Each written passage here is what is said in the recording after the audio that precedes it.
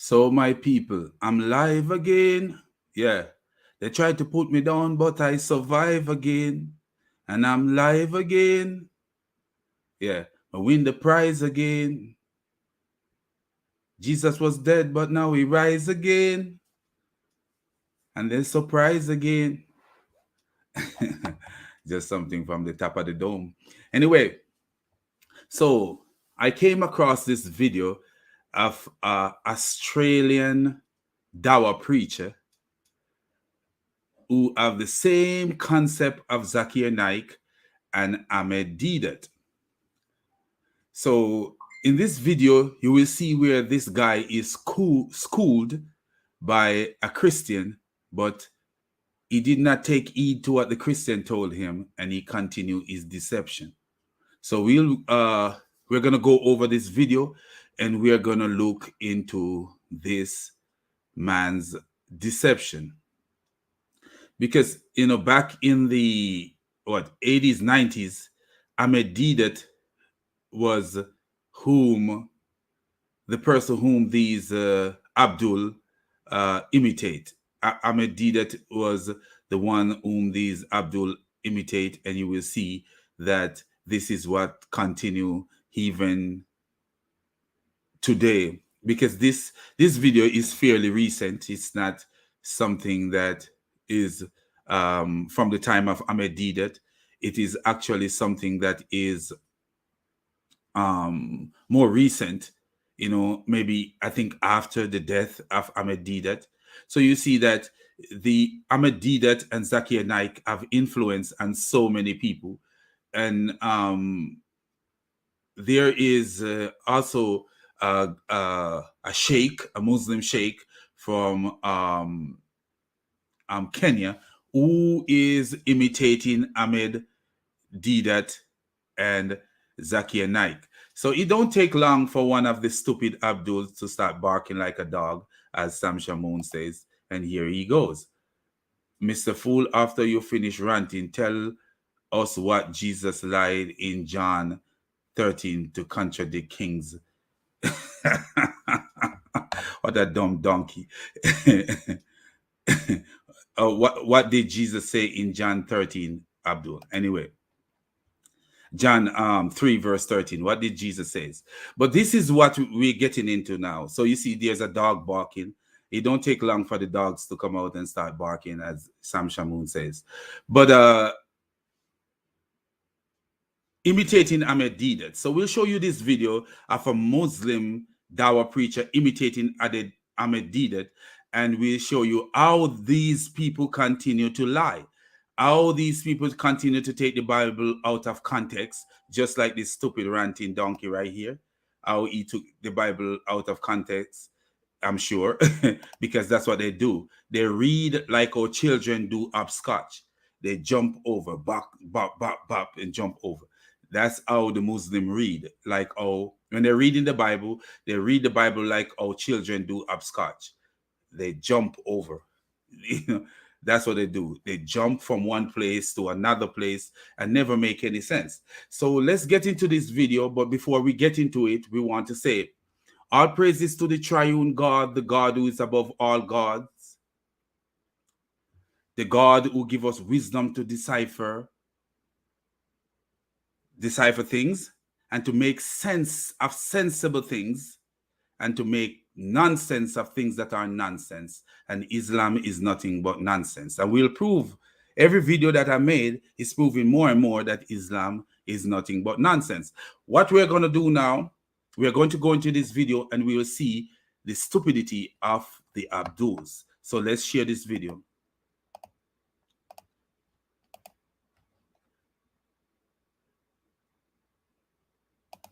So here we go.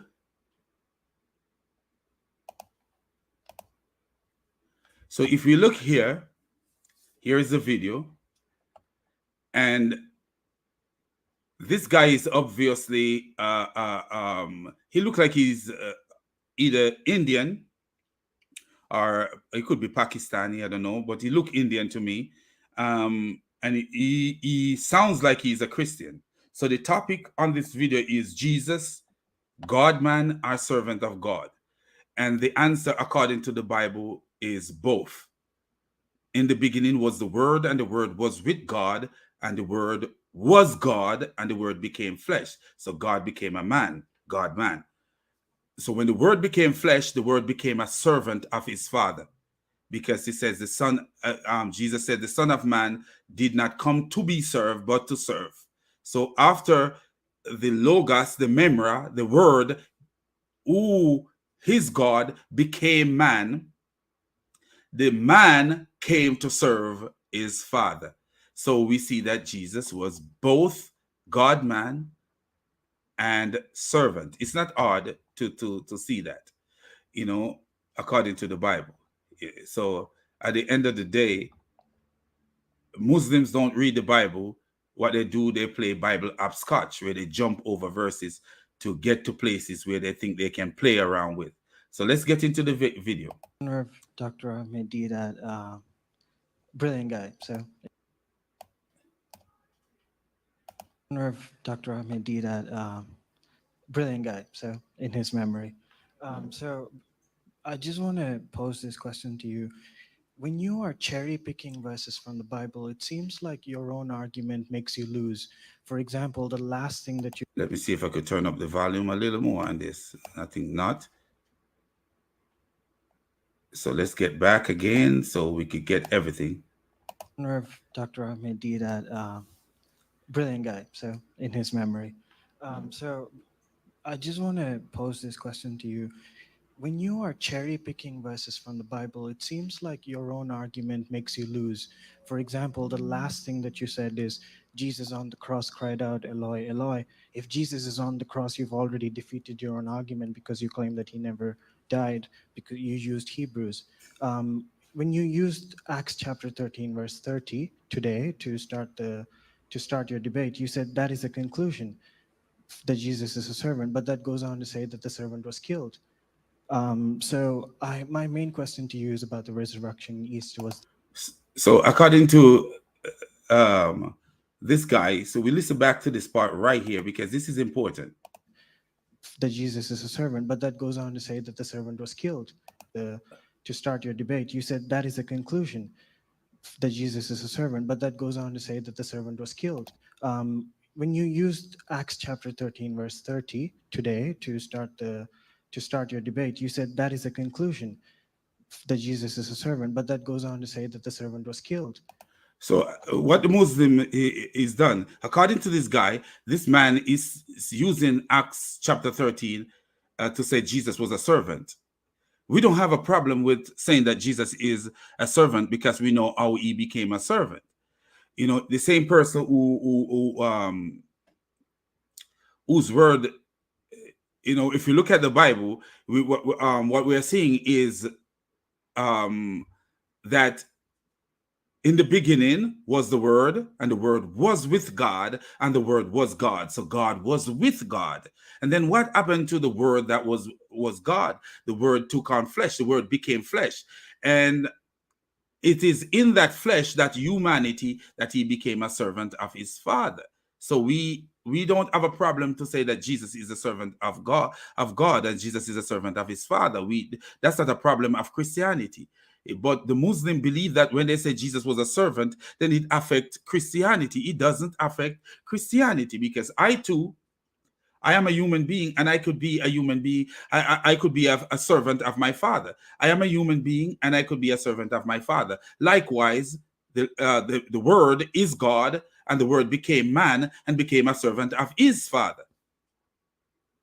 It doesn't affect Christianity in one way to say, when the Muslims say Jesus was a servant of God. Why would it affect us? We don't have a Unitarian God. We have a Trinitarian God. So the Son can become a servant of the Father. We don't have a problem with that. But the problem here that you will see here is that this, according to the guy who seems like he's a Christian, if he's not a Christian, he's a very good actor. He is saying that the same book of Acts is saying that Jesus was killed. And if you go to the book of Acts, it actually say that Jesus was killed. if you go to the book of Acts, Peter is speaking in the book of Acts, uh, um, and Peter says Jesus was killed. It's not a rocket science. It's not rocket science, but what these Muslims do, they do what we call Bible hopscotch. They do Bible hopscotch. So, you don't, you go to Hebrew and Acts, sorry, you go to the book of Acts, chapter 2, just from the beginning of Acts. Just at the beginning of Acts. You don't even have to go far. You don't even have to go far. Just Acts chapter 2. And what do you see there when you go to Acts chapter 2? What you see? You don't have to go anywhere far into the Bible, and you will see that Jesus was killed. And this is how we know that these Muslims are dangerous people, because you jump over, you've gone all the way to Acts chapter 13 or Acts chapter 3 or wherever he really had gone, because I know they love to use Acts chapter 3 to say Jesus was a servant, but at the same time, talking about the crucifixion, that same chapter is telling that Jesus was crucified. That very chapter is telling you that Jesus was crucified. So if you look at let me see, I think 23 in Acts chapter 2, yes, 23. So we're gonna share this with you guys, so you guys could see the deviousness of these Muslims, and people following Ahmed Deedat. You're following Ahmed Deedat, you're following a donkey. Anybody who follow Ahmed Deedat actually is following a donkey, because that's what Ahmed Deedat was. So let's make sure that this here is and where we can see it better. Okay, so that seems to be good. All right, so here we go. Somebody advertising some pizza, La Rosa pizza, on the bottom of it. Don't get hungry, my friends, seeing that pizza, and some people don't eat pizza. Anyway, so here we go. Look at 23. So you go all the way to Acts chapter 13, but you pass to Acts chapter 2 that tell you that Jesus was crucified. Look at this. This man was handed over to you. Okay, let me make sure that it is where we are. And we are here in a war, spiritual war. So this man was handed over to you by God's deliberate plan and foreknowledge, and you, with the help of wicked men, put him to death by nailing him to the cross. But this Abdul jumped all the way, according to this guy, this Abdul jumped all the way to Acts chapter 13 to say that Jesus was a servant. Of course. And even he says, this man, we understand that he was a man, because he's a God man. God became flesh. The Bible says, in the beginning was the Word, and the Word was with God, and the Word was God, and the Word became flesh. Became flesh meaning he became man. So God became a man. So we understand these things. We understand these things. So at the end of the day, you will see how conniving, even though the Christian, I'm saying this guy is a Christian, which I don't know for a fact if he is a Christian, but he behaved like a Christian. And even though this guy calling him out, you will see that the Abdul, the wolf, continued to be deceptive. You're going to see that the wolf continued to be deceptive, even though he's called out. So let's get to it a little more. So even though they call him out, he's going to continue his deception. My main question to you is about the resurrection. Easter was there. If you're going to use Dr. Ahmed Deedat's arguments about the sign of Jonah, I believe Jonah died, and the one on the room where the disciples were there and Jesus came. The assumption that Mr. Deedat makes is that the disciples there did not witness Um, John, who writes that event, talks about it, and it's a locked room. So I feel there's a lot of assumptions in there. And I feel that when you're cherry picking verses from the Bible, you are not affirming its full authority. You're Cherry picking, yes. When you go to a literature, any form of literature at all, and you cherry pick from any form of literature, whether it is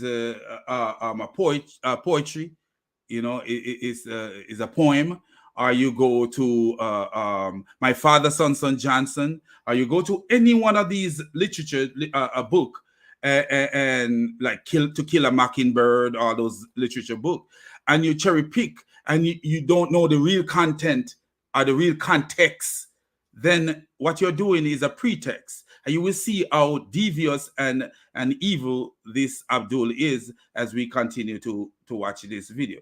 Cherry picking verse, as I say, we call it Bible upscotch, where you're jumping over one verses to get to your conclusion, because you have an ulterior motive. You have a motive that is devious. It's not a true reason why you're reading. You're not reading to draw to a truthful conclusion. You're reading to satisfy the stupidity of Islam. only highlighting one sentence. Even the one you use, John chapter 5, verse 30, where Jesus talks about the authority, it goes on to say that he existed before the world with God. So why don't you use the totality of the Bible, and why do you use arguments that support your view when the other ones defeat yours? Thank you. Thanks for the question.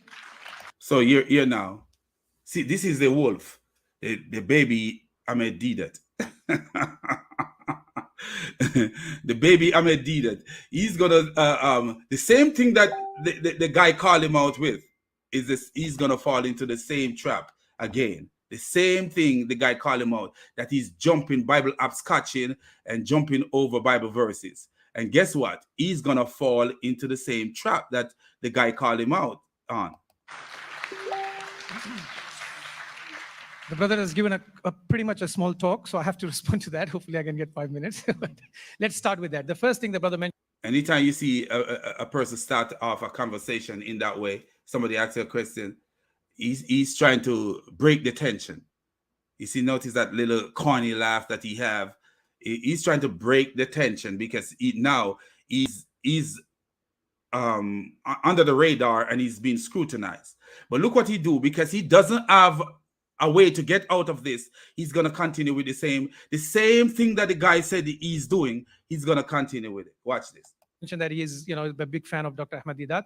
So he's passed away. May Allah subhanahu wa ta'ala grant him, highest levels of Jannah. The guy didn't say that he was a big fan of that Ahmed Deedat. The guy said he was brilliant. But at the same time, the guy is saying that Ahmed Deedat was deceptive. The guy said Ahmed Deedat was brilliant, but the guy is actually, in other words, saying Ahmed Deedat is deceptive, because he's not really reading the scriptures to come to the real conclusion of what the scriptures are saying. So, so the guy wasn't saying I was a fan of Ahmed Deedat. He's just saying that Ahmed Deedat was brilliant. And if you look at the word brilliant, let me just look at the word brilliant for a minute. It says, somebody say something is brilliant. Brilliant. Let's see. Let's use Webster Dictionary. So we look at the word brilliant.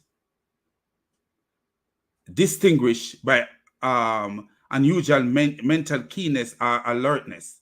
Doesn't mean that your mental keenness is good. It have to be good, because you could be using your mental keenness to trick people, because you're keen and out to deceive people.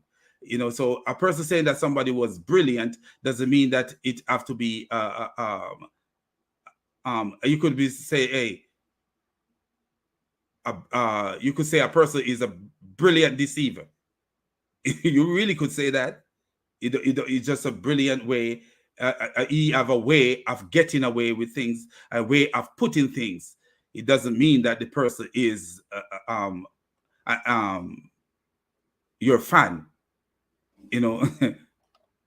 is a fan. You have a keen way of deceiving people, because the guys, when the guy explain what Ahmed Deedat is doing, you will see where the guy says is Ahmed Deedat is this guy, like Ahmed Deedat, is not really telling exactly what the Bible is want us to know. So at the end of the day, the guy didn't say that he was a fan of Ahmed Deedat. For all the hard work and efforts that you've put in his life. And I myself am somebody who has gone into this field of comparative religion and interfaith dialogues through his work. And we could tell. We could tell, because you're echoing everything that he does and everything that the deception that he does. My own teacher and mentor, Brother Imran. So we owe a lot to Dr. Ahmed Deedat for all his efforts and work. So may Allah bless him and increase his position in Jannah. Coming to your question, in regards to Jesus being put on the cross, as I mentioned from Gospel of Matthew, chapter number 27, verse number 46, where Jesus cried, Eli, Eli, lama sabachthani. And then I said that according to the book of Hebrews, Jesus did not die, which is again from the part of the Bible. He said, according to the book of Hebrew, Jesus did not die. Which verse in the book of Hebrew said Jesus did not die? Let's go to the book of Hebrew right now and see if Jesus did not die. Let me show you how deceptive this stupid wolf is. We're going to go to the book of Hebrew right now, and we'll see if the book of Hebrew says Jesus did not die. This is how stupid these Abduls are. He said, I'm going to play that over so you guys could hear it, where he said, according to the book of Hebrew, Jesus did not die. So let's go to the book of Hebrew right now. And we'll see if Hebrew says Jesus died. And we see that this guy is a lying, stupid donkey.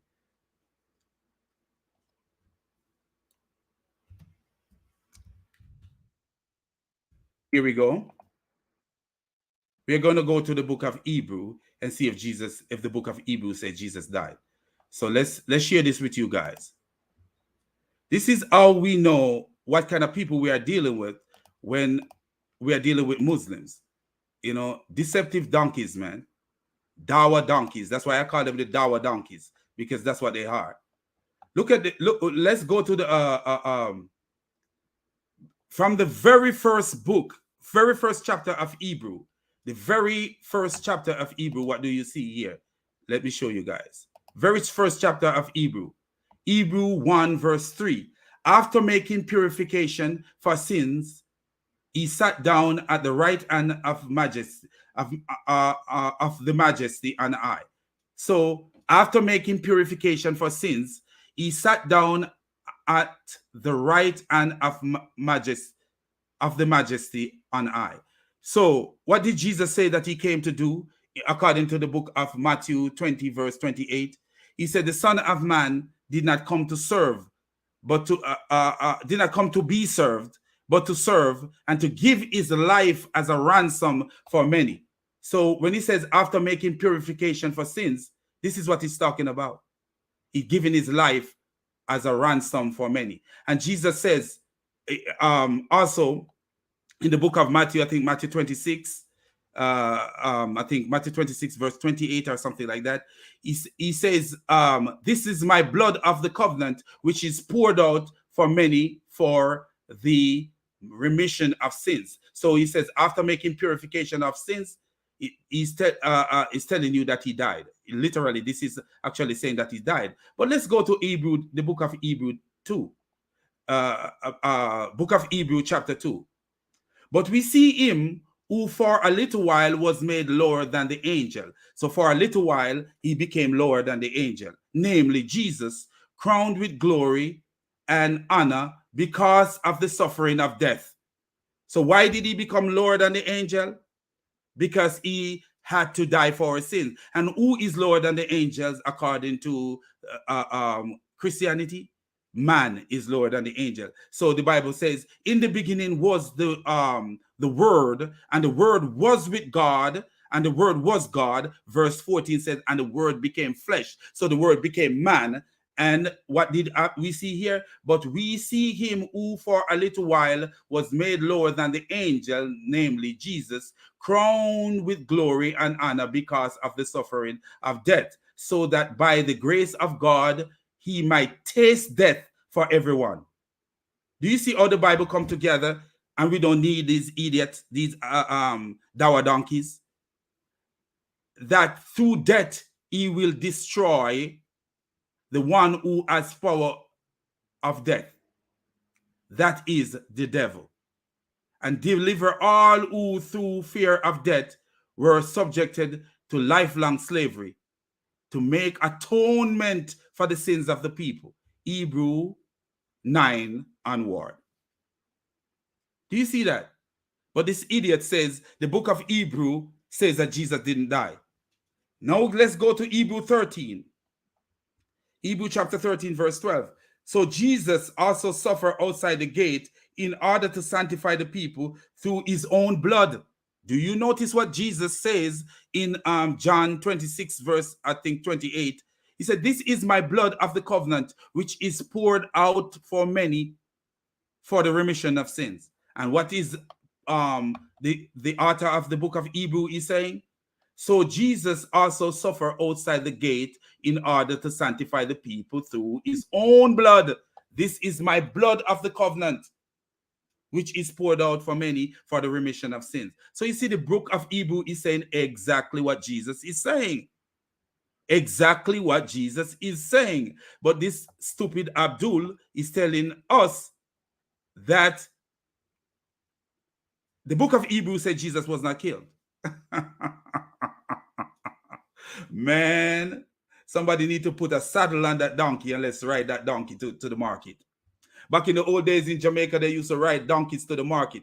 Somebody need to put a saddle on that donkey. Let us ride him to the Coronation Market in Jamaica. Let's put a saddle on that donkey. Sorry, my people. Dour donkeys. Dour donkeys, my friend. These people are nothing but dour donkeys. Let's get back to the dour donkey. Let's get back. Let's get back to them. And please remember to like and subscribe, my people. I love you very much. You know, I'm trying to get the channel to a place where more people can see it.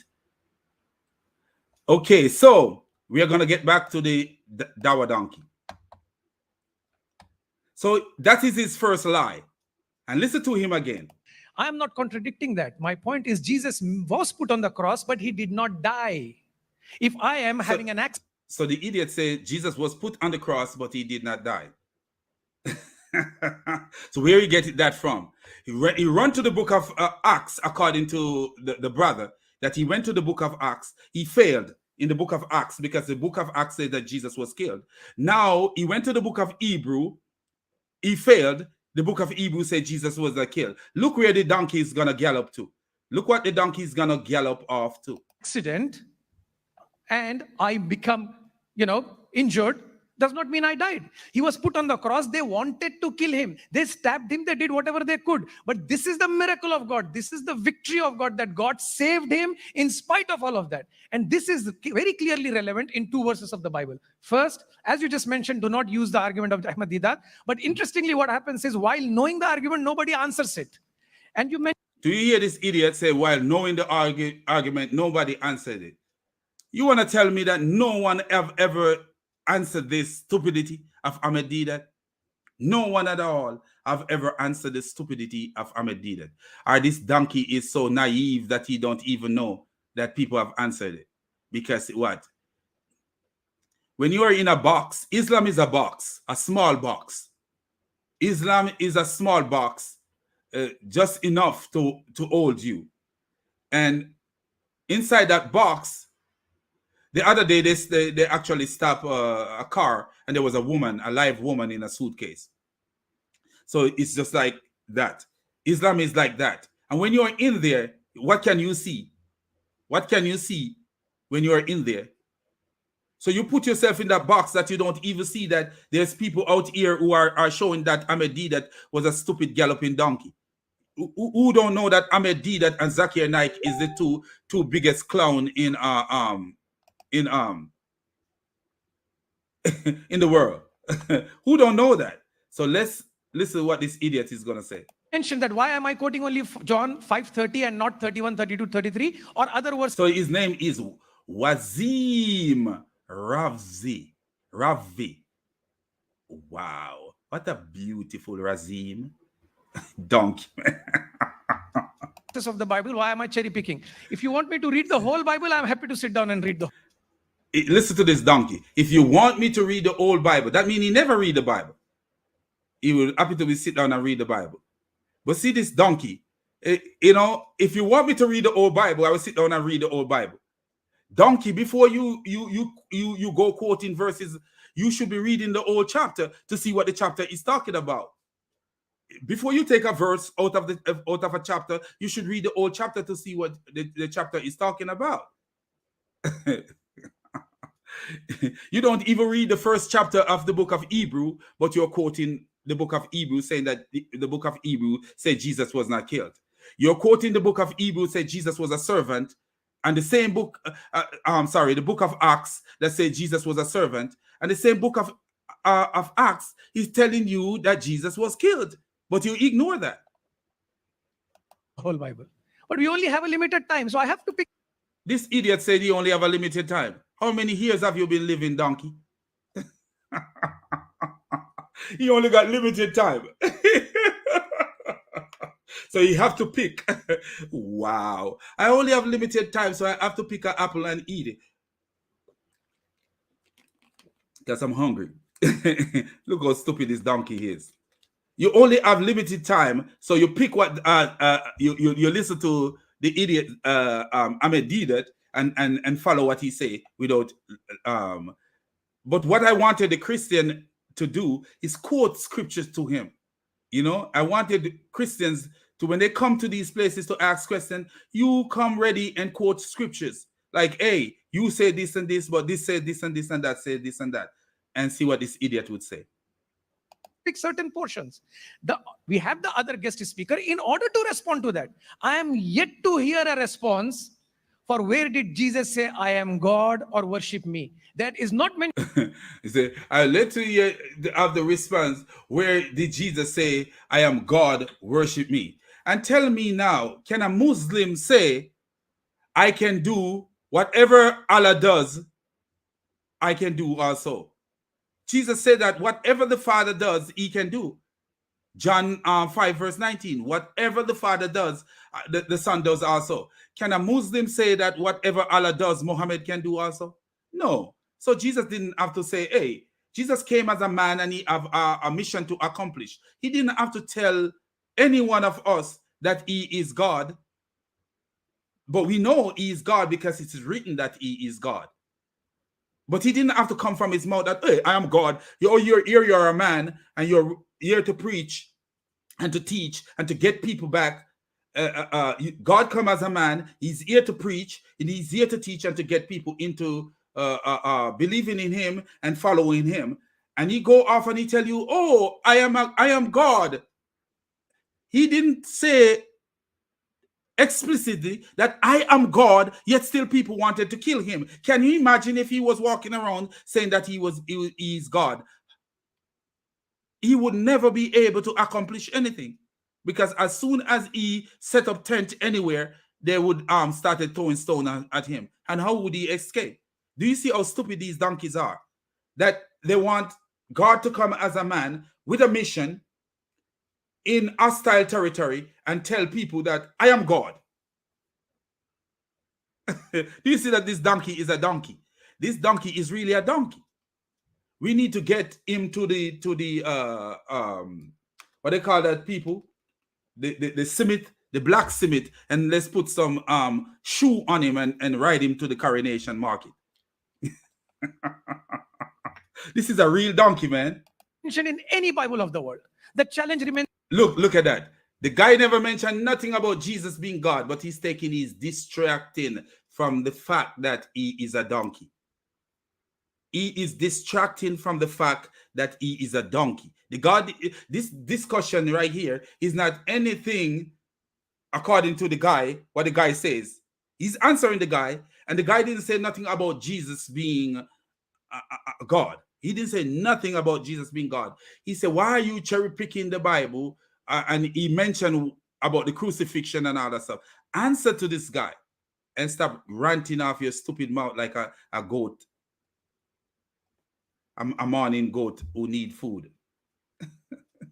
I used to raise goat in Jamaica. In the morning, they make so much noise because they need to go out to the pasture. It's open. It's for the last 40 years, from the time of Ahmed Deedat till today. Coming to the sign of Jonah, Gospel of Matthew, chapter number 12, verse number 38 to 40. Jesus says, this adulterous generation asks me for a sign, and the only sign that will be given to them is the sign of Jonah. As he was 3 days and 3 nights in the belly of the whale, so shall the Son of Man be in the heart of the earth for 3 days and 3 nights. And you already know the answer, that Jesus did not fulfill this prophecy of 3 days and 3 nights. Now the counter question to that is, when Jesus came back after 3 days, when he was put on the cross. So this idiot said Jesus did not fulfill the 3 days and 3 nights. I'm gonna put a video of Sam Shamoun in the link. They'll show you how the 3 days and 3 night idiom, because the 3 days and 3 night is actually an idiom that is used by the Jewish people. It wasn't a literal 3 day and 3 night. That's not what it is. You will see where Sam Shamoun go through the scripture and explain that to a Muslim. I think it was on God Logic channel, if I remember right, where he showed that 3 days and 3 nights is not literally 3 days and 3 nights. But anyway, the issue is what these Abduls are saying that Jesus meant when he says like Jonah, 3 days and 3 nights. This is the stupidity. Was there any eyewitness who witnessed Jesus dying? All the disciples of Jesus fled away. What a stupid lie. Do you see how lying this idiot is? Jesus was on the cross, and Jesus and even the Muslims, look at this. Look at this. Let's put in this. Jesus. Okay, I think I got this in auto into my thing here. It said Jesus called his mother a woman. And these Abdul use this verse all the time, that Jesus was disrespectful to his mother when he called his mother woman. But where was Jesus when he called his mother woman?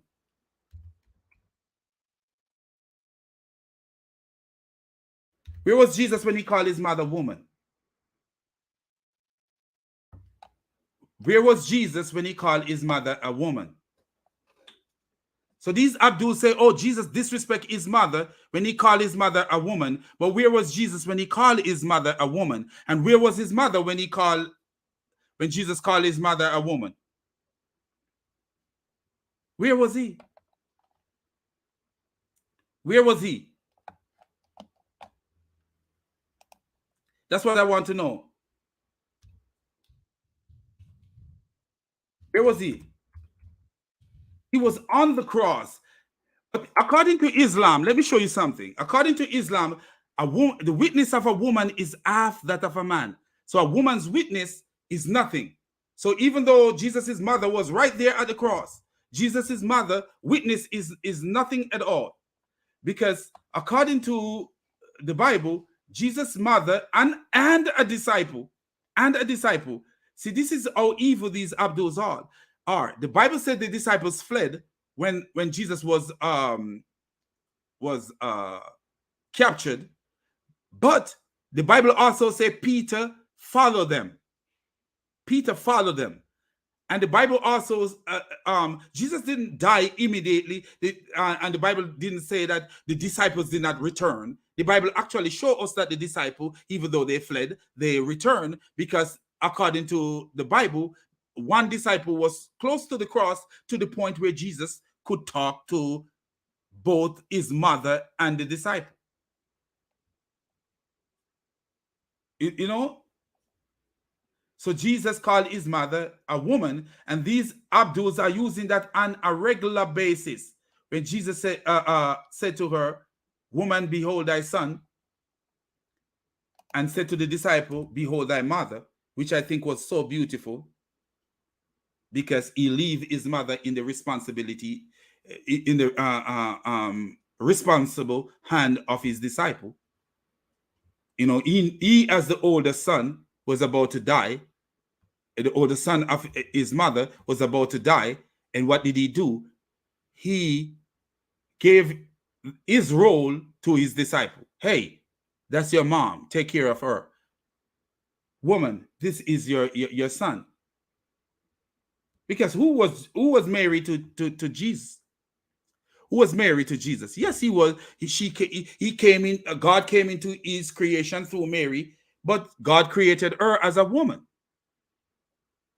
God created her as a woman. You know, and these Abduls will tell you that Jesus disrespect his mother. That Jesus disrespect his mother, but they will tell you that none of the disciple was eyewitness. But when you read John 19, when you go to the book of John 19, what do you see there? In the book of John 19, you see that there was a disciple so close to the cross that Jesus could talk to that disciple. So why are you lying? Why are you living Ahmed Deedat stupid lie? Why you continue with it? Why do you? Why do you think that it is something that you should continue with? I don't know. Why do you believe that this is something that is so beautiful? What Ahmed Deedat is doing, that you should continue doing it. I don't know. Why do you do that? Because Islam is nothing but lie. So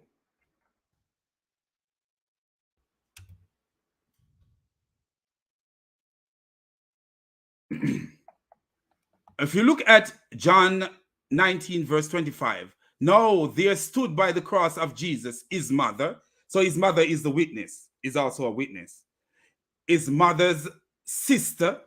So his mother's sister is also a witness. So even if Islam tell you that a woman is a witness, is half that of a man, there is two women here. His mother and his mother's sister, Mary, the wife of Cleophas, there is another woman. So that is 1.5 witness. And Mary Magdalene, that is 2.5 witness. That is 2 witnesses, according to Islam, because the witness of a woman is half witness. So we have 4 women, so we have 2 witnesses. When Jesus therefore saw his mother and the disciples standing by, whom he loved, so the disciple whom he loved. The other day, a Muslim, a matter of fact, let me call his name, because this guy is such a nasty bastard. His name is Farid. So the Muslim named Farid, he says Jesus is a homosexual because he loved a disciple. Wow. He actually said that. So Jesus was a homosexual because the Bible said the disciple who Jesus loved.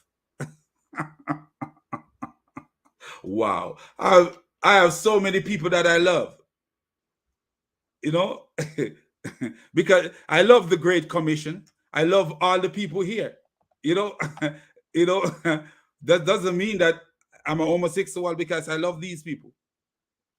You know, is that what this guy is saying? I love Jai Apologetics. I think he's one of the coolest young guy I met.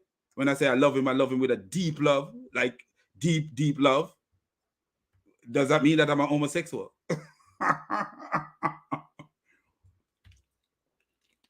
This is so stupid. Man, these guys are donkeys, man.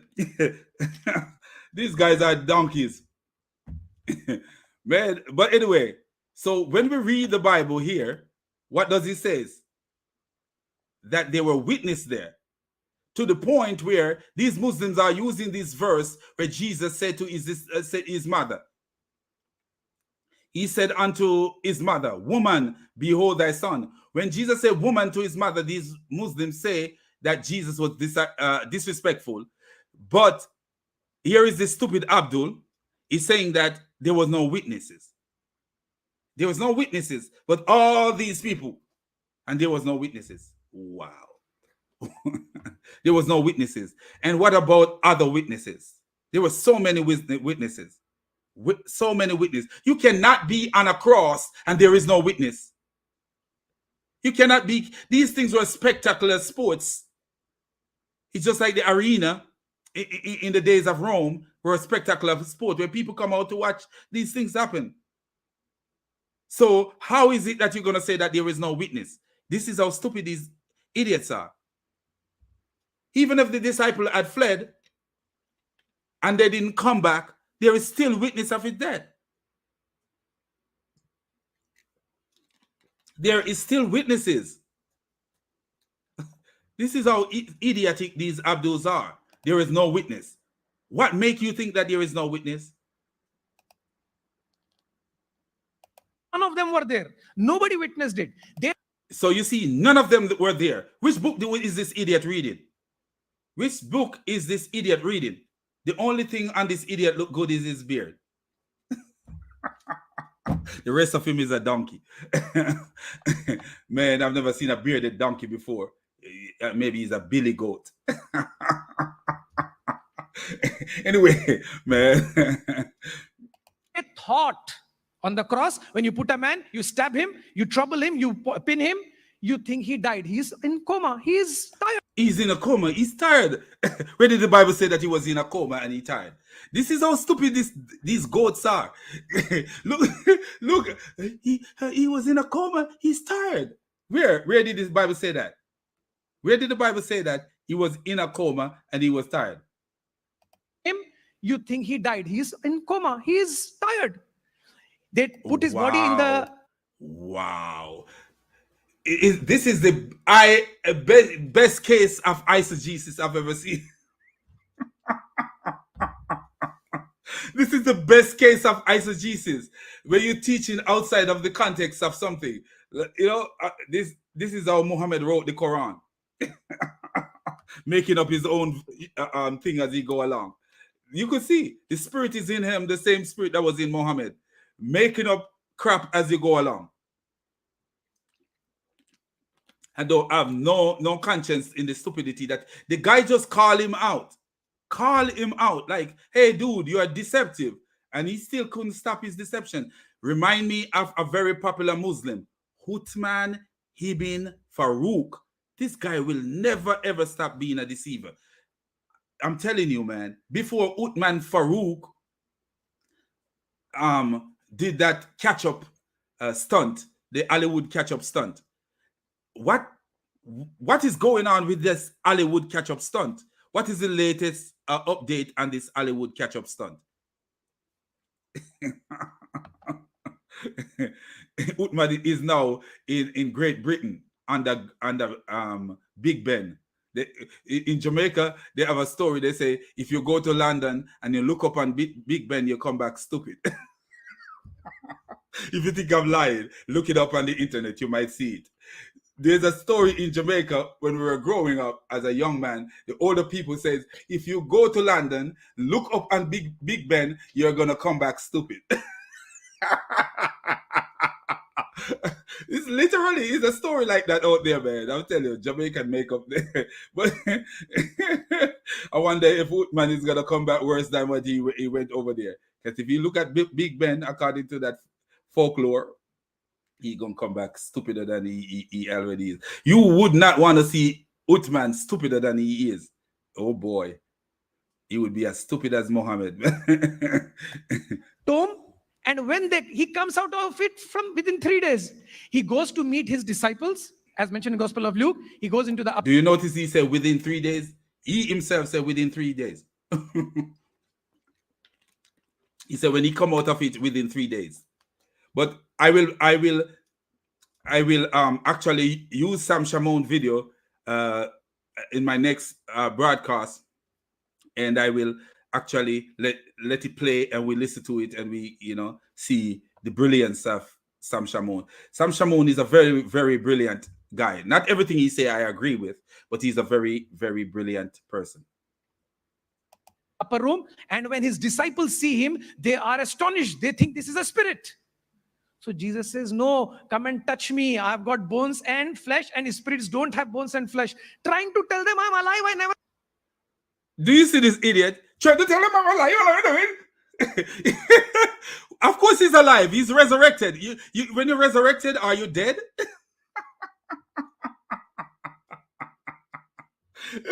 What a donkey, man. He said, trying to tell them I'm alive. Of course he's alive. You stupid bastard. Never died. Where did Jesus die? Idiot, he didn't tell him that he... Okay, now we're going to show how stupid this guy is. Remember, he's talking about the disciples together, and Jesus came to them. Let us show you what happened in the book of Luke, and we'll show you how naive and stupid this guy is. And that's why I said this is the biggest case of exegesis you can ever see. I will look at your comments in a minute, my brothers and sisters, because I love you all and your input is very important to me. So let's go to the book of Luke and we'll show you how stupid this donkey is, because this donkey is just galloping. Listen to his mouth. You know, like a parrot. I used to have a parrot that can talk a little bit. Remind me of my parrot, turning his head all over the place. trying to impress somebody, because my parrot could not really talk. You know, parrot can't really talk. They just mimic what you say. They don't have the cognitive to be talking anything. They just say words, but they're not really talking. Because talking speech is something that... But anyway, so let's look at the book of Luke, because we're going to look at the book of Luke, chapter 24, and we'll see what it says. Luke 24, let's see what it says. Luke 24. If you notice what let me see as much. I think I already have it pulled up elsewhere, and but we still could use this one. So if we look, oh boy, why is this not showing up? Okay, let me get out of this real fast and go to the real thing. Luke. So this is a Dawa donkey, man. This guy is a real case of a Dawa donkey. So we look here. Okay. So if we look here, let me click this off. There's too many advertisements. You know, when my wife is always shopping for stuff, so you say, not that she's always shopping for stuff. I should not say that. She's not always shopping for stuff, but she shops for stuff. So anyway, so look at this here. So let's get the Dawa donkey off so we can see. Anyway, so look at this. We look at the book of Luke. We'll see what happened in the book of Luke. Even the subtitle is here, he is risen. Why? Because the book of Luke can prove that he is risen. The book of Luke is telling you that he is risen. So the translator or the whoever print the book of Luke can put a subheading, he is risen, because that's what Luke 24 actually says. And the guy is actually talking about Luke 24 when the disciples were together and what happened in Luke 24. But look what happened. Now on the first day of the week, very early in the morning, they and certain other women went with them, came to the tomb, bringing the spices which they had prepared. But they found the stone rolled away from the tomb. Then they went in and did not find the body of the Lord Jesus. And it happened, as they were greatly perplexed about this, that behold, two men stood by them in shining garment. Then as they were afraid and bowed their faces to the earth, they said to them, why do you seek the living among the dead? Notice what this angel says. Why do you seek the living among the dead? He is not here, but he is risen. Literally saying that he is resurrected. He is not here, he is risen. Literally mean that he is not here, he is resurrected. Remember how he spoke to you when he was still in Galilee, saying, the Son of Man must be delivered into the hands of sinful men and be crucified, and on the third day rise again. Be crucified, and on the third day rise again. Remember what the naive Abdul was saying? That the sign of Jonah, he didn't even go deep into the sign of Jonah, because the guy said, according to the sign of Jonah, he believed that Jonah was dead. And I too believe that Jonah was dead. And I can, the Bible support that Jonah was dead. The Bible support that Jonah was dead. He does. The Bible support that Jonah was dead in the whale. So look at this here. So let's scroll down just a little bit so we can continue. So what do we see? What do you see? Do you see the Muslim living in lies and misery? Yeah. Because of Muhammad in their memories. Yeah. They sing the Quran with such a melody. Yeah. But it's a tragedy. Yeah, tragedy. Anyway, so, and they remember his words. Then they returned from the tomb and told all these things to the 11 and to all the rest. It was Mary Magdalene, Joanna, Mary the mother of James, and the other women with them, who told these things to the apostles. And their words seems to them like idle tales. The disciples did not believe that he was resurrected, and they did not believe them. But Peter arose and ran to the tomb. Why would Peter go to the tomb? Because Peter believed that he dead and he was not resurrected. So he ran off to the tomb, and stooping down, he saw the linen cloth lying by themselves, and he departed, marveling to himself at what had happened. So even Peter right there started believing, like, did it really happen the way he said it would happen? But it's not done yet. It's not done. We're going to hear Jesus' own words, and we see how stupid this Abdul is. So the road to Emmaus, if I'm pronouncing it right. No, behold, two of them were traveling that same day to the village called Emmaus, which was 7 miles from Jerusalem, and they talked to themselves together all of these things which had happened. So it was, while they conversed and reasoned, that Jesus himself drew near and went with them, but their eyes were restrained so that they did not know him. One Muslim asked me one time, like, how did they not know Jesus? He forget that the verse says their eyes were restrained. So their eyes were restrained so that they did not know him. They could not tell it was him because their eyes were restrained. And he said to them, what kind of conversation is this that you have with one another as you walk and are sad? Then the one whose name was Cleopas answered and said to him, are you the only stranger in Jerusalem? So here is one of the disciples answering this man. It's Jesus, but they seeing him as a regular man because their eyes were restrained from knowing that it was him. And who restrained their eyes? God restrained their eyes, because God wants all these things to be known to us, the things that they go through, and to make sure that it is shown that he did die. But this Abdul is saying that he did not die. But listen what happened. Listen what happened.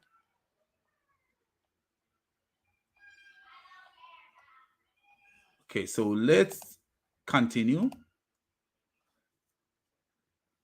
Are you the only stranger in Jerusalem, and have you not known the things which happen there in these days? And he said to them, so this is how big it was. That, remember what I tell you, that it was a spectacular, a spectacle, what should I say? What was the word I used? Spectator sports. And here is the Bible confirming what I say. Are you the only stranger in Jerusalem, and have you not known the things which happened there in these last days? That means all of Jerusalem know what happened in Jerusalem.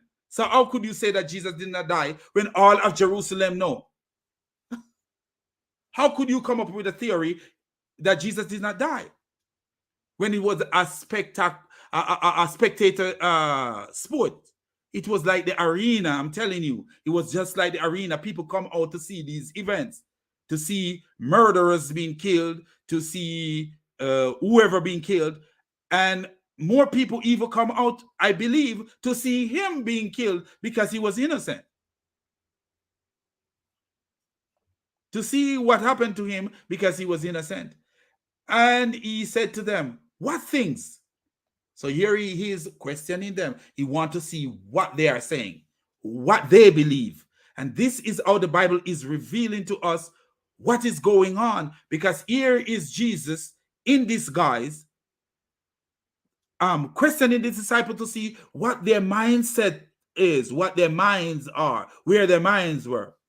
So they said to him, the things concerning Jesus of Nazareth, who was a prophet, mighty in deed and word before God and all the people, and all the chief priests and our rulers deliver him to be condemned to death and crucify him. Notice what they say, and crucify him. A Muslim will say, oh, you see, he said Jesus was a prophet. Of course, he was a prophet. We don't have a problem saying Jesus was a prophet, because the word in the beginning was the word, and the word was with God, and the word was God. The word became flesh, and when the word became flesh, the word became a man. Then the word became a prophet of God. A prophet is one who tell about God. A prophet is one who tell what God wants you to know.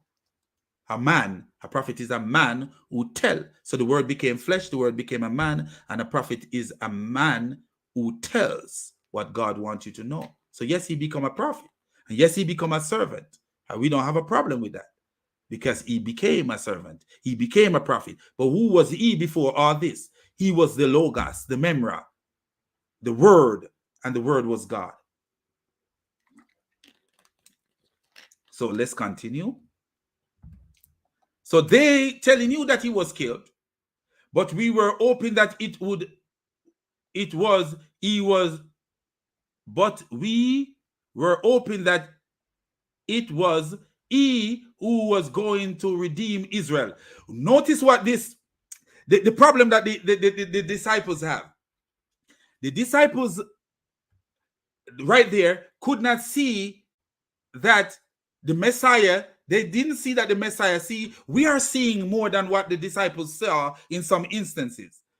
The disciples couldn't see that the Messiah was supposed to suffer and die, then go and get a kingdom and go according and receive his kingdom and then return, according to the book of Daniel.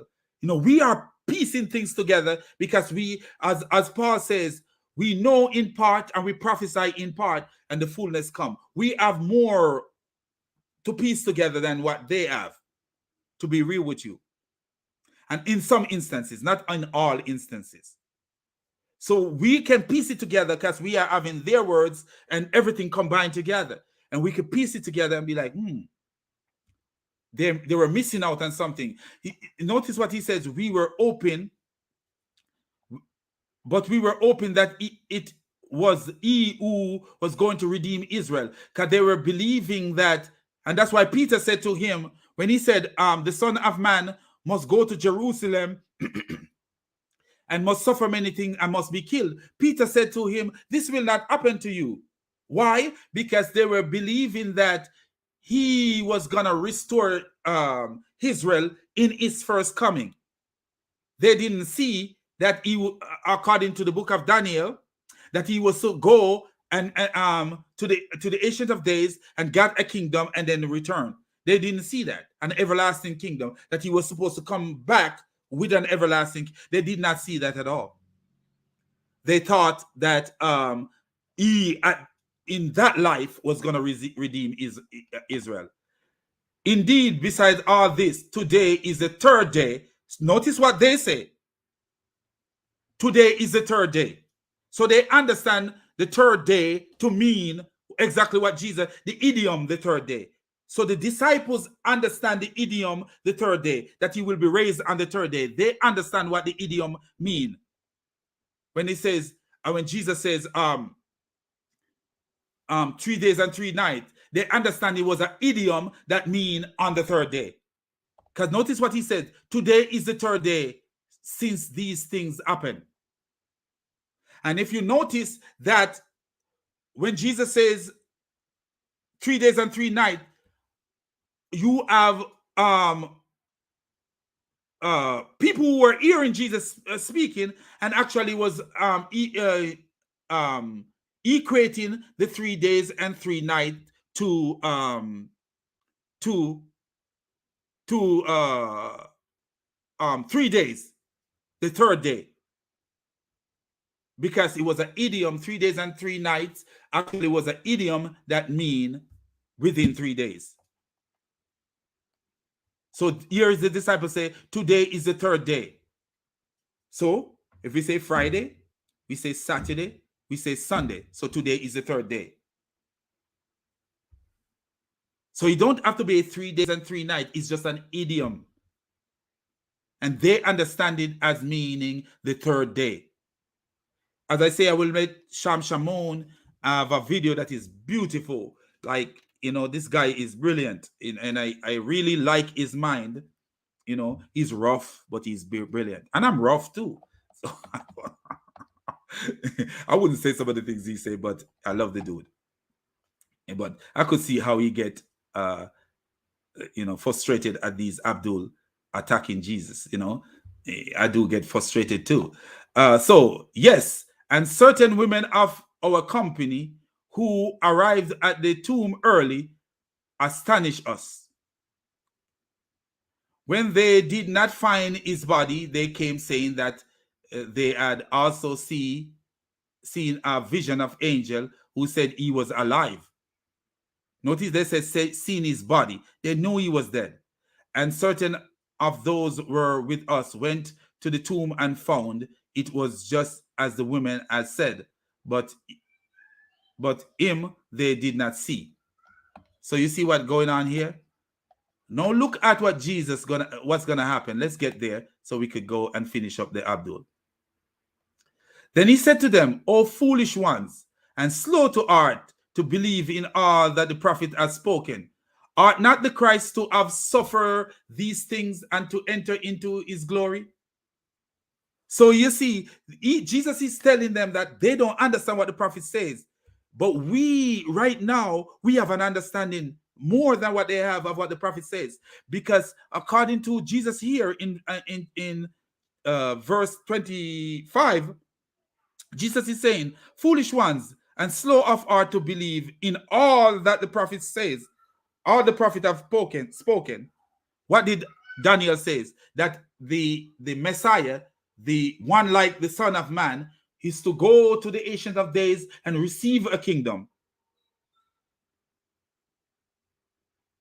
He was to receive a kingdom. And according to Isaiah the prophet, Isaiah talk about the suffering servant who will die for the sins of the people.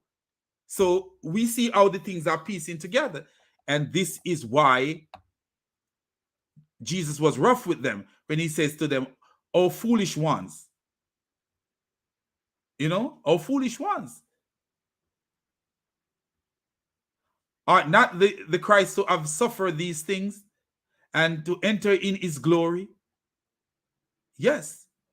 And they will see that Christ enter in his glory. They saw him depart on a cloud and enter into his kingdom. They saw him enter into his kingdom. He entered into heaven. And they saw him. Even they said in the book of Acts, when he entered into heaven, they saw all that stuff. And beginning at Moses and all the prophets, he expounded to them in all the scripture the things concerning himself. So then Jesus opened their eyes. Okay. Now here is the part that is very important. Now, as they said these things, Jesus himself stood in the midst of them. This was when they were in the room. And Jesus stood in the midst of them and said to them, "Peace be to you." So they become surprised because here it is, the door is closed and Jesus entered into the building with a closed door. How? They wonder how this happened. So they thought they saw a ghost. They thought they saw a spirit. You know, when I say a ghost, so they thought they saw a spirit, like a demon. That's what they thought they saw. But they were terrified and frightened and supposed they had seen a spirit. They thought they saw a spirit, a demon, or an angel, because angels and demons are spirit. Demons are fallen angels, and angels are spirit. And he said to them, "Why are you troubled? And why do you doubt arise in your hearts? Behold my hands and my feet, that it is I myself. Under me and see, for a spirit does not have flesh and bones as you see I have." When he has said this, he showed them his hands and feet. Why was he showing them his hands and feet? I was the one on the cross, because they nailed his hands and his feet. So he was telling them, hey, I am the one on the cross. He could have showed them his elbow, but he didn't show them his elbow. He could have showed them his head. Touch my head and see. No, he said, touch my hands and feet, because he wants to see them to see that it is him that was on the cross. But while they still did not believe for joy, sometimes joy overwhelm you and marvel. You be like, oh my God, I can't believe. Yes, joy could make you be like, oh my God, I can't believe. He said to them, have you any food here? And listen, you will see where the Abdul says, because Jesus was alive for 30 days in the grave, but not for 30 days, sorry, for 3 days in the grave, he was hungry. This is why he was hungry. Wow. So you want to say that a person who's been resurrected for hours cannot be hungry?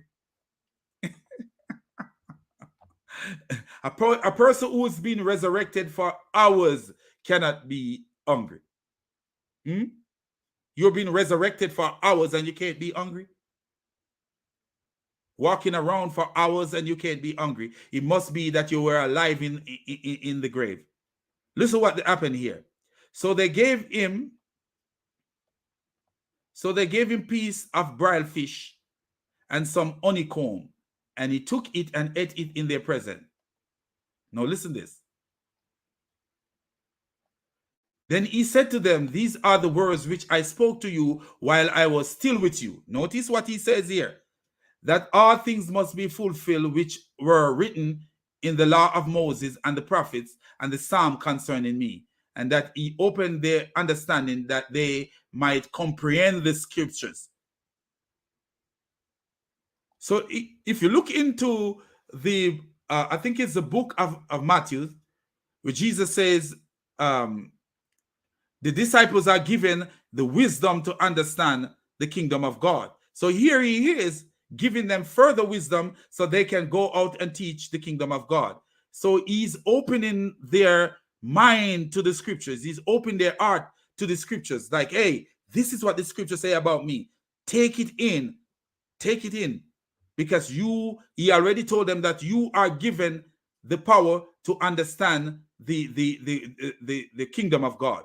Only to you, the disciples, are given the power to understand the kingdom of God. I think that you find that in Matthew 13, verse 10, or Matthew 10, verse 13. I know something like that. Then he said to them, thus it is written, and thus it was necessary for the Christ to suffer. It was necessary for the Christ to suffer and to be raised from the dead on the third day. Do you hear that? He's telling them that he was risen from the dead and he was suffer and raised from the dead on the third day. What more do you want than this? But this Abdul, this baby Deedat is still alive in these donkeys. This baby Deedat is saying that Jesus was not killed. So the baby Deedat is telling you that Jesus was not killed. Do you see that? Thus it is written, and thus it was necessary for the Christ to suffer and rise from the dead. He didn't even say and rise. He says rise from the dead. That means resurrected. So all these passages I've already read where the Bible says he's risen, it means that he raised from the dead. But this idiot is actually using this very chapter. Let's go back to the idiot. You will see that the idiot is actually using this very chapter of Luke to say that Jesus was not killed. This is how wicked these people are, to the point where this guy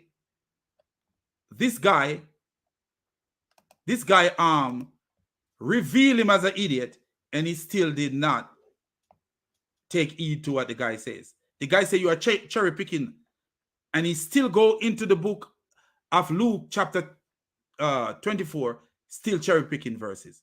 And at the end, then Jesus tells them, bring me some food because I am hungry. After death, I and you will be hungry? Of course. Muhammad said the first meal of paradise is.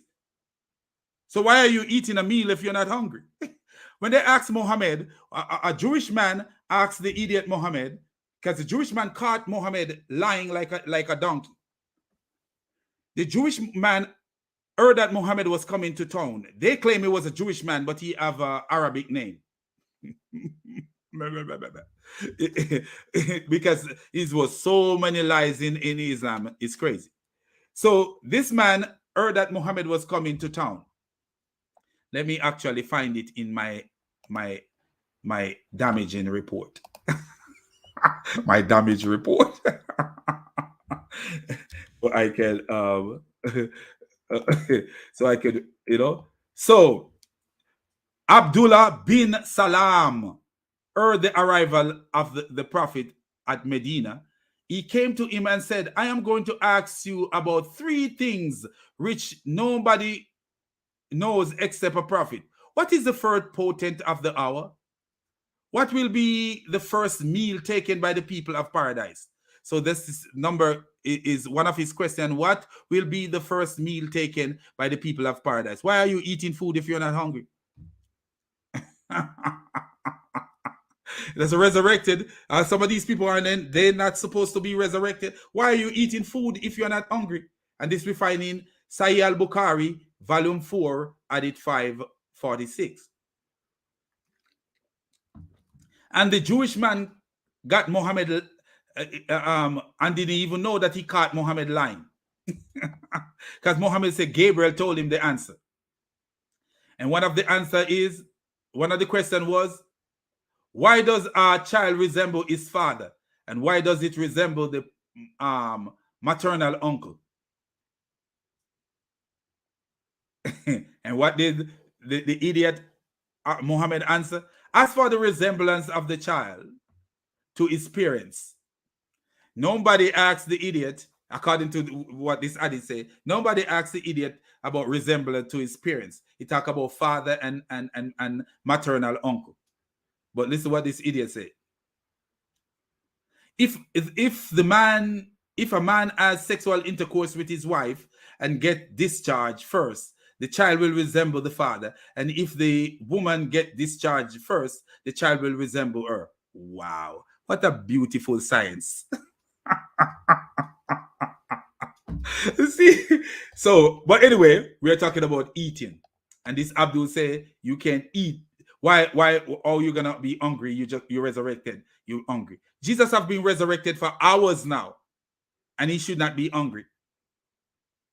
I ate some food like what 9 o'clock this morning, and I'm hungry right now. Literally, I heard my belly talking, say, "Come give me some food." Yeah, right now. You know, if the microphone is close, you guys will hear my belly talking to me like, "I need some food." You know, yesterday I showed you where Hellfire was talking to Allah, "Give me more," and Allah pushed his foot in Hellfire's mouth. Shut up, Hellfire. But Hellfire still was talking between Allah's foot. Allah's foot wasn't big enough to cover Hellfire's mouth. Man, Islam is a comedy, man. I'm telling you, man. I would not want to be a Muslim, man. I don't know why would you want to. If you did not eat for 3 days, you will be very hungry. He said, if you did not eat for 3 days, you'll be very hungry. Likewise, if you did not eat for 12 hours, you'll be hungry. 9 o'clock this morning, around about 9:30 this morning, I eat, and I'm hungry right now. Literally, I'm hungry. I didn't eat something big, but I did eat, and I'm hungry right now. And that's how many hours ago? Oh, to 12, 3, and to 5. That's 8 hours ago. That's like 8.5 hours ago. And I'm hungry. I'm hungry. And what if Jesus have been resurrected for 15 hours and haven't eaten? You don't expect him to be hungry? You don't eat in 15 hours and you're not hungry? And what about before his death? Did he have some food in his belly? So when he resurrected, there was food in his stomach? Because he resurrected in a glorified body, but it's the same body that he had. The body become glorified. You know, it's not like the Jehovah's Witness teach that his body disappear and and he was given a new body. No, it's the same body, and that's why he told the disciple, who was doubting, he told the disciple to touch him. You know, who was that disciple that was doubting? But anyway, so let's continue with this, Abdul. That is exactly the proof from the Bible that Jesus did not die. What a dumb donkey. That's exactly the proof from the Bible that Jesus did not die. Didn't we just read from the same verse, from the same chapter, that Jesus said he died?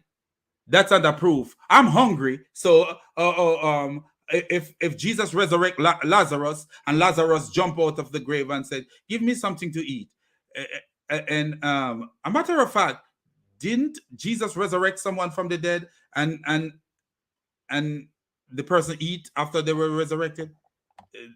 Didn't that happen? Didn't Jesus resurrect someone and then the person eat something after they were resurrected? Yeah, I think so. Let me see.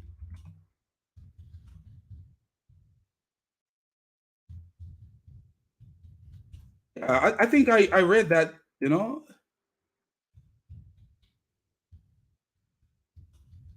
Yeah, I think Jesus asked him to give him something to eat. Yes, yeah, here it is. Mark 5, verse 43. It says,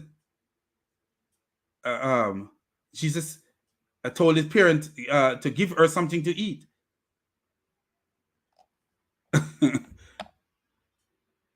Do you see? We have the Bible is perfect to counteract these idiots. So this man says, because Jesus asked for something to eat, that means he did not die. What an idiot, man. Do you see? This is the kind of stupidity that Ahmed Deedat and Zakir Naik have been teaching for years. And no one in the audience are Muslim. Because one thing with Christianity, if a Christian is talking nonsense, a Christian gonna call him out. A Christian gonna call him out and say, hey man, you're talking nonsense. Not so with Islam. They will sit you, watch you fall in. Uthman ibn Farouk is surprised to see like people like, what's his name, Samsi, and other people. But I think Samsi is not the same kind of Muslim as Uthman is. I think he's a different version of Muslim. But it's surprising to see that you don't have big channel calling out Uthman as a liar and saying you need to stop. They don't do that. They allow each other to fall into traps and drown because they are deceivers. And as Jesus says, a kingdom divided by itself will not stand. But when you rebuke a brother, guess what? The brother will say, hey, you know what? If he's a brother, because a lot of us are not brothers. Book of Hebrews, we go back to it again. Jesus prayed to God to save him from death, and God listened to his prayer. He was put on the cross, but he didn't. Look at this idiot. So Jesus prayed to God to save him from death, and God listened to his prayer. Why wouldn't God listen to his prayer? And God heard him. God listened to his prayer doesn't mean that his prayer is answered, and the answer of his prayer is that he did not die in that way. Your prayer, God answered your prayer in many different ways. God answered your prayer in many different ways. And who told this Abdul that Jesus, and I often see this, who told this Abdul that Jesus was praying not to be killed? Jesus told his disciples in the book of John, Matthew 16, verse 21, that he must be killed. Must be killed. The word must is there. Must be killed. So when Jesus was praying and he says to his father, let this cup pass, who told these Abdul that it mean that he was saying that, oh, let me not die? Or was he praying that let this cup pass, let it come to pass quickly, let it come to pass quickly, let it be fulfilled, let it come to pass and I be resurrected? According to the book of Hebrew, that's the sense that we get when we read the book of Hebrew. And I already show you from the book of Hebrew that Jesus was killed. I show you several verses from the book of Hebrew that Jesus was killed. So he went back to the book of Hebrew now to continue to tell his lies. And I know that he's talking about Hebrew 5, verse 7, but we're going to break down Hebrew 5, verse 7 in a minute. So we see that from Hebrew 1, verse 3, after making purification for sin, he sat down at the right hand of majesty and I. Hebrew chapter 2, Jesus crowned with glory and honor because of the suffering of death, so that by the grace of God he might taste death for everyone, that through death he will destroy the one who have power of death. So you see that. Now we go to Hebrew 13, and we see clearly. No, so Jesus also suffered outside the gate in order to sanctify the people through his own blood. Hebrew 13, verse 12. So we see that Hebrew 1, verse 3 is telling you that Jesus died. Hebrew 2, verse 9 is telling you that Jesus died. Hebrew 2, verse 9 onward is telling you that Jesus died. Hebrew 13, verse 12 is telling you that Jesus died. So before Hebrew 5, verse 7, Hebrew is telling you that Jesus died. And after Hebrew 5, verse 7, the book of Hebrews is telling you that Jesus died. So where is this Abdul trying to go with the book of Hebrew? Not die. I conclude with the verse of the Quran from Surah Nisa, Surah. So now we jump to the stupid book that Jesus actually told us came from Satan. So let me show you. Let me show you something. Let's go to the book of Hebrew. Let's kind of break it down for you guys. Break down for you guys. We go to the book of Hebrew. We're going to go to Hebrew 5 and look at what Hebrew 5 says.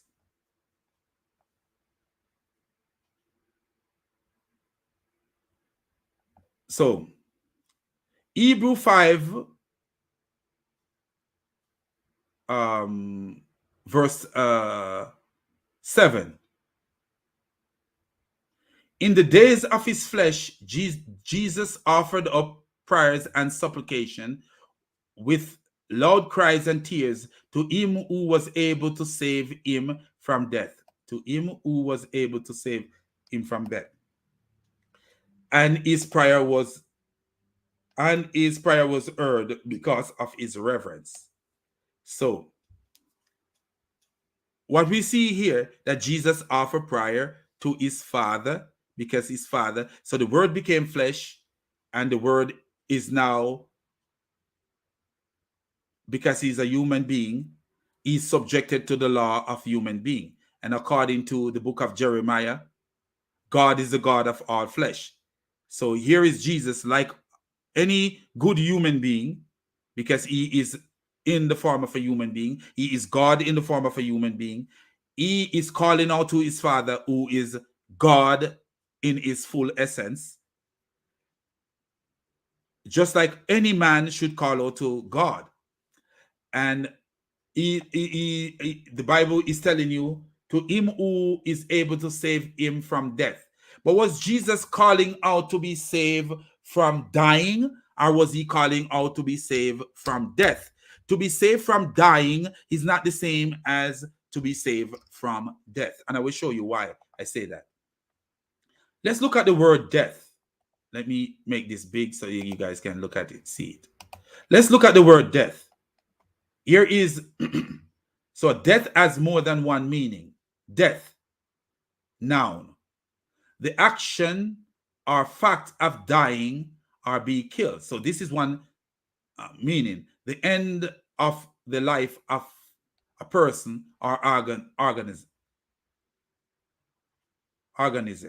So you see this.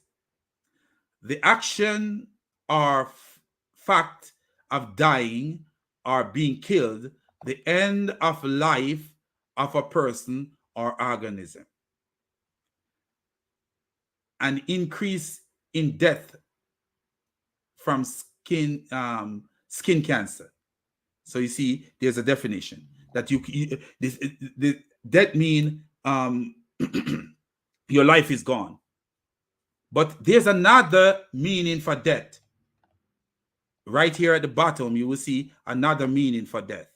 And that's what these Abdul don't know. That there is not one meaning. Death doesn't have one meaning.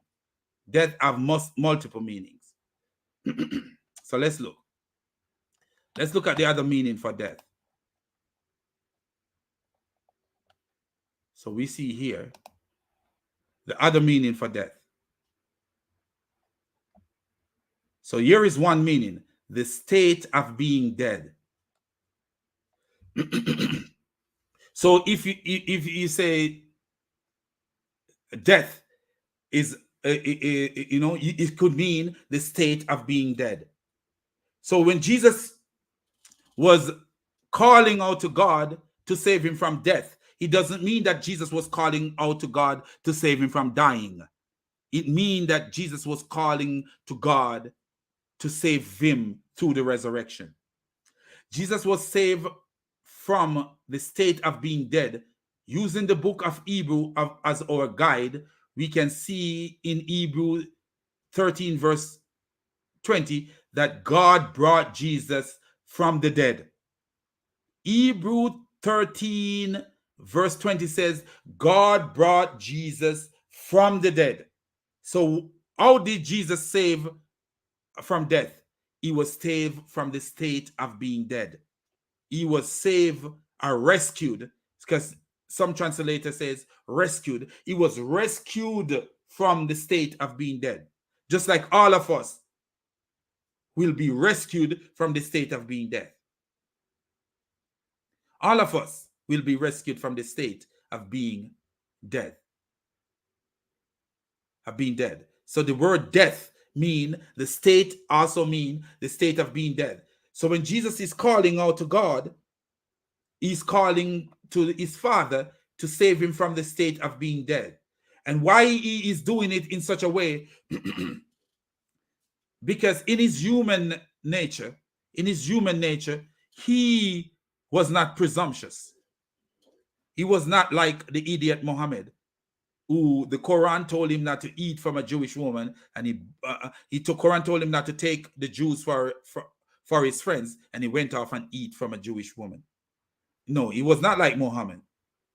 Jesus was, the Bible said he humbled himself to the point of death. He humbled himself. That is Philippians 2, verse I think 7. He humbled himself to the point of death.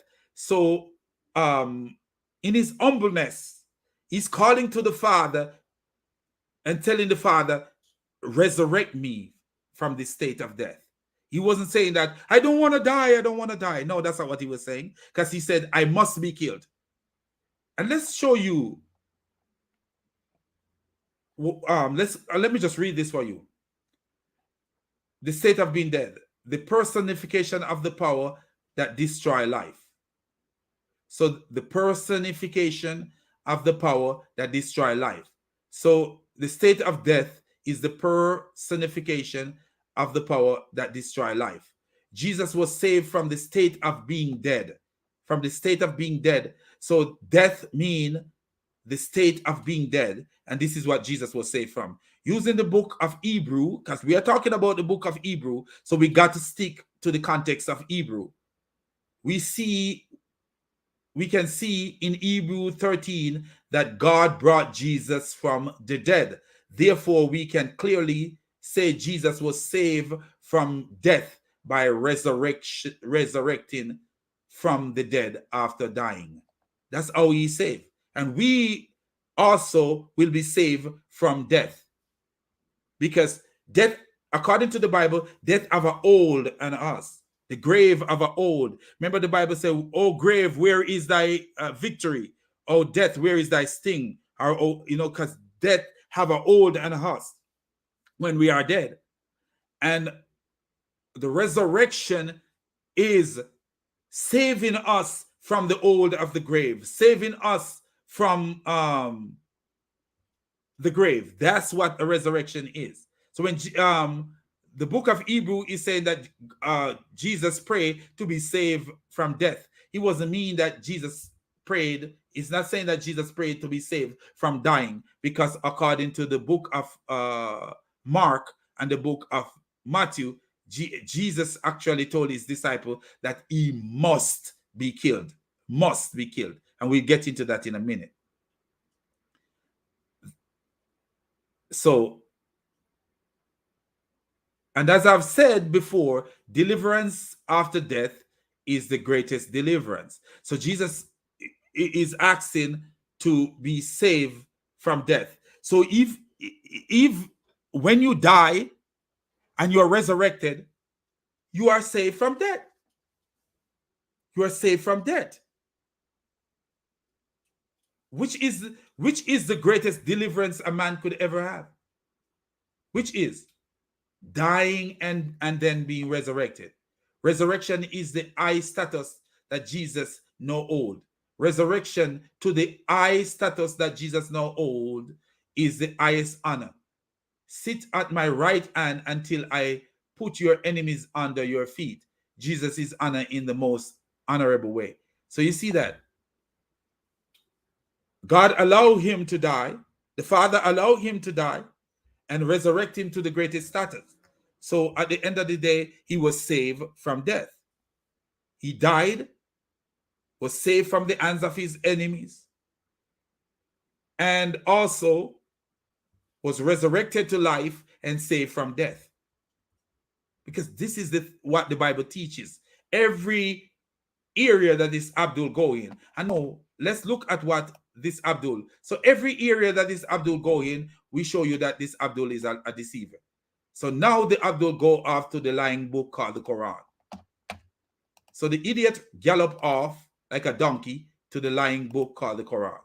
And listen to this. Number 4, ayah number 157, where Allah subhanahu wa ta'ala says, وَمَا قَتَلُوهُ وَمَا صَلَبُوهُ. Neither did they kill him, nor did they murder him by crucifixion. So the stupid Quran said they did not kill him, nor murder him by crucifixion, according to this Abdul. But let me show you what Jesus think about the author of the Quran. Let's show you what Jesus think about the author of the Quran before he died. What did he think about the author of the Quran? Let's show you.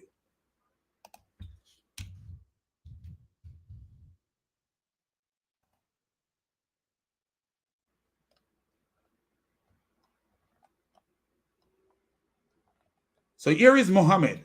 They asked Muhammad a question. They say, hey, Muhammad, how does the revelation come to you? And what did the donkey say? So the donkey started braying. He said, sometime the Quran is revealed like the ringing of a bell. Sahih al-Bukhari 32:15. Abu Hurairah report Allah Messenger, may peace be upon him, as saying the bell is the instrument of Satan. Sahih Muslim 24:52-79. The bell is the instrument of Satan. So the greatest question is, why was Gabriel or Jibril using what sounds like Satan's instrument to talk to Muhammad? Think about it. Over 500 years before Muhammad, Jesus indirectly told us that it is Satan that is behind Muhammad. We go to the book of Matthew 16, verse 21-23, and what will we see? When we go there, what do we see? What we see when we go there?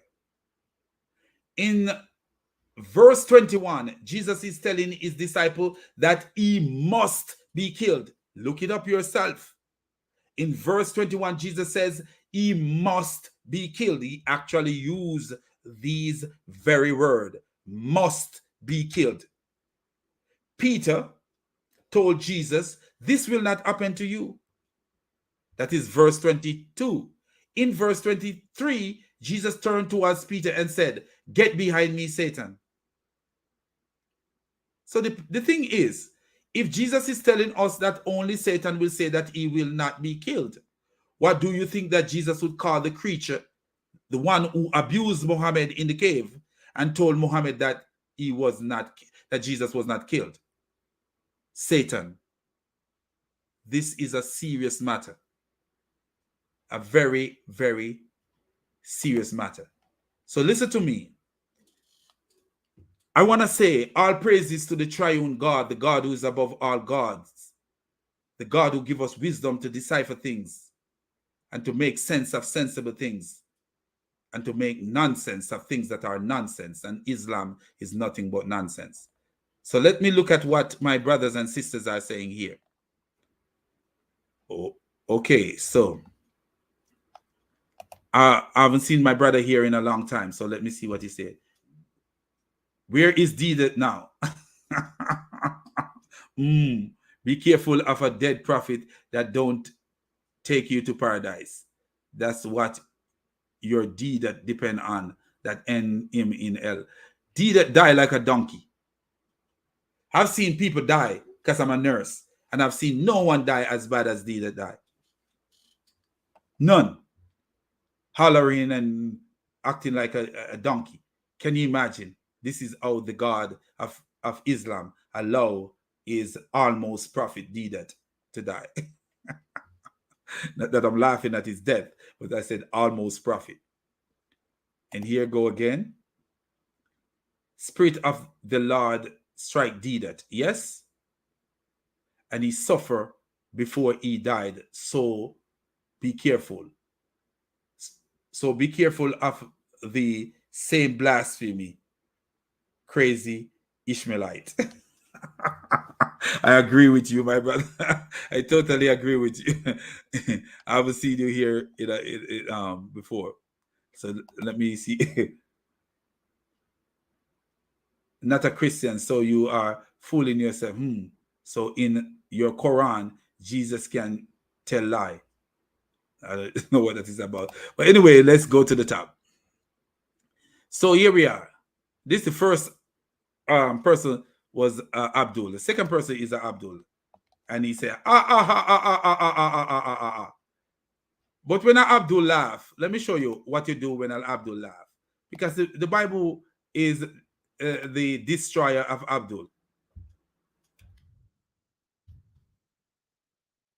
When you see them coming laughing, man, look what they're laughing about. Look why are they laughing? Let me show you why they're laughing. If a wise man have an argument with a fool, the fool only rage and laugh, and there is no quiet. See, he's laughing at what's going on here. Why is he laughing? It's not like, oh, he's laughing at a joke that I give.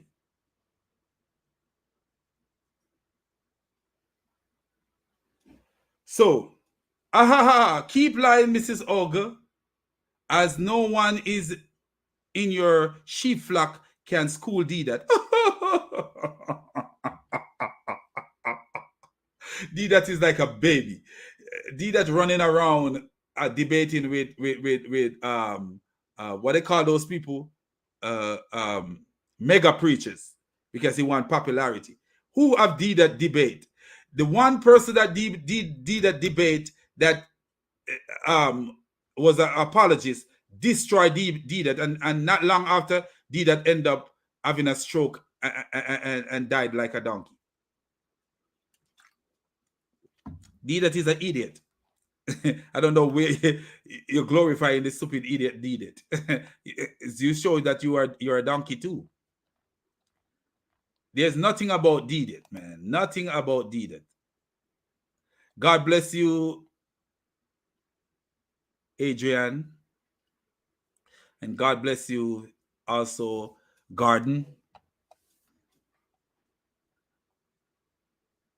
So we look at some of these.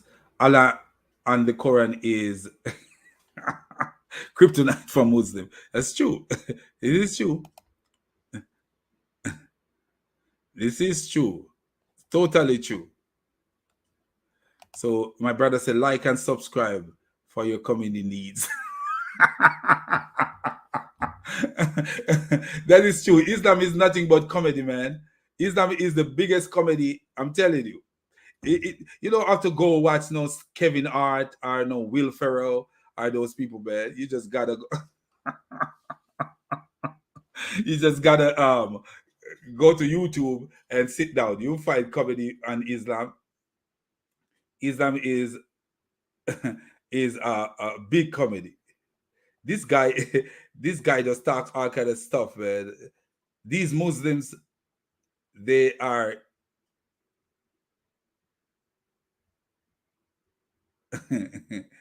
so he says, let me see what they umpy jumpy having nothing. That's what they do. They jump from the Bible.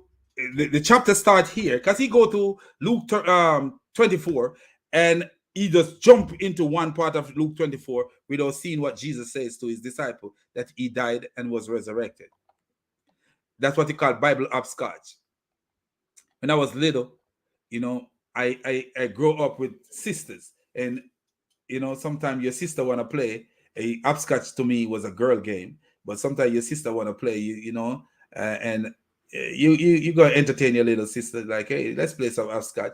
You throw that little thing, they call it a tar, and she show you how to play, and you throw that little thing called a tar. Then you hopscotch, jump over box, over this box, into this box, over this box, into this box, turn around, jump to the back. That's the way the Muslim read the Bible, and that's the way they read even their stupid Quran.